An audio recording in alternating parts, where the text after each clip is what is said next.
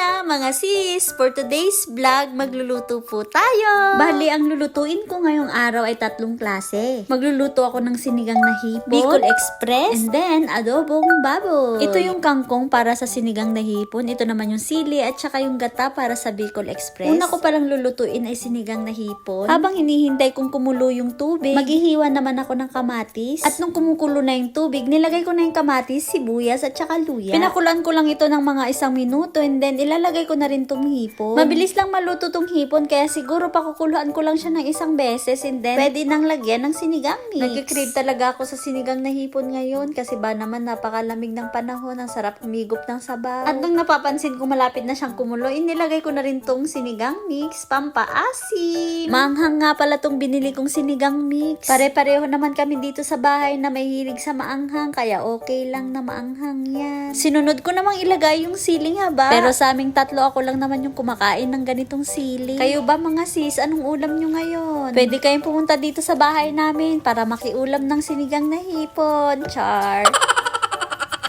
Nilagay ko na din nga pala tong kangkong. 1 kulo na nga lang to at ito'y luto na. Pwede nang kumain. So ano pang hinihintay nyo mga sis? Tara na dito sa bahay namin. Pero bago ang lahat, titikman ko pala muna siya kasi hindi ko pa siya natitikman simula kanina. Baka kasi magreklamo na naman yung 2 kasama ko. Natatabangan kasi sila sa luto ko. Paano kasi yung okay na sa akin, matabang pa rin sa kanila. Parehong maaalat ang mga timpla. So ito na yung sinigang na hipon. Ready to eat na.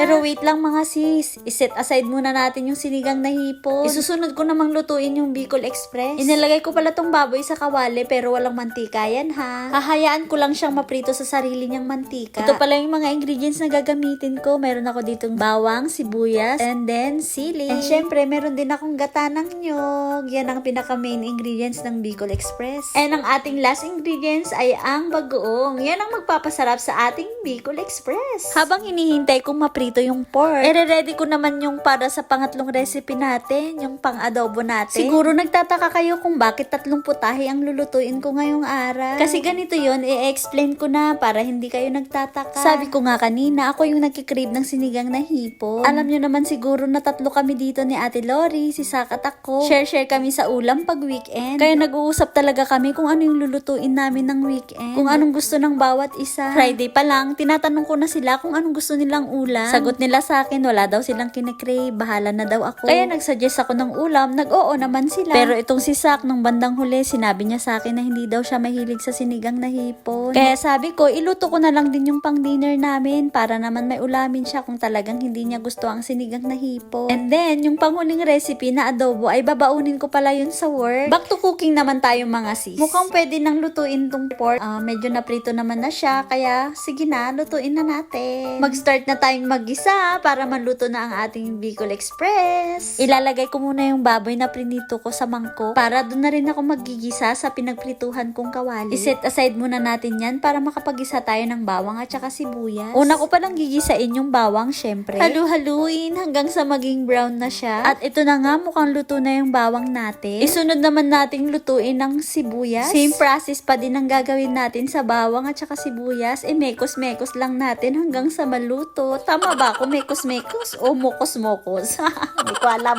Naririnig ko lang kasi yan sa mga pinapanood kong vlog. Lagi nilang binabanggit ang mekos-mekos. Luto na pala ang ating bawang at saka sibuyas. Kaya sinunod ko namang ilagay tong pork. Next naman, ilalagay na natin yung pampalasa natin. Ang bagoong alaman. Lalagyan ko lang siya ng 2 kutsara para hindi naman ganun kaalat. And then, imekos-mekos lang ulit natin hanggang sa tuluyang maluto yung pork. Ninaan ko pala yung apoy para hindi masunog. At ito na nga siya, malapit na siyang maluto. Kaya pwede na nating ilagay tong gata. Nilagay ko pala lahat tong 1 box ng gata. Hindi ko alam, 1 kilo ata yan. Sorry na agad mga sis, hindi ko talaga maalala eh. Thunders na yan, nakakalimutin. Isinunod ko namang ilagay tong sili, pampagana. Oy, wag kayong green-minded. Alam ko na kung anong iniisip nyo. Ibang pampagana naman yung sinasabi ko. Pampaganang kumain. Kayo naman kung ano-anong iniisip nyo dyan. Kayo ha. Tapos ko na palang ilagay yung mga pampalasa natin. Anong next na gagawin? Syempre, mekos-mekos lang natin yan hanggang sa maluto. So ito na nga, malapit nang maluto ang ating Bicol Express. Ilang minuto na lang at ito na nga, ready na! I-set aside muna ulit natin siya. Isunod naman natin yung pangatlong recipe, ang adobong baboy. So, mabilisan na to mga sis. Alam nyo naman siguro yung process ng pag-aadobo. Gisa lang ng bawang sibuyas, tas ilagay na yung baboy, tas lagyan ng toyo. Nilagyan ko na rin ng sili, tapos tinakpan ko lang at hinayaan ko lang para maluto siya. At lalabas na muna ako kasi habang nagluluto ako, naglalaro ako ng Scrabble. O, diba? Multitasking. O, diba? Tignan nyo naman ako ang leading. Char, ang yabang. Ako pala ang winner. O, diba? So, tapos na kaming maglaro and then tapos na rin ako magluto ng sinigang na hipon at saka Bicol Express. Tayo'y kakain na. Kain tayo mga sis. Kung nanonood ka ngayon at hindi ka pa nakaka-follow, please follow po my page para updated kayo palagi sa mga vlogs ko. Hanggang sa muli, I love you all!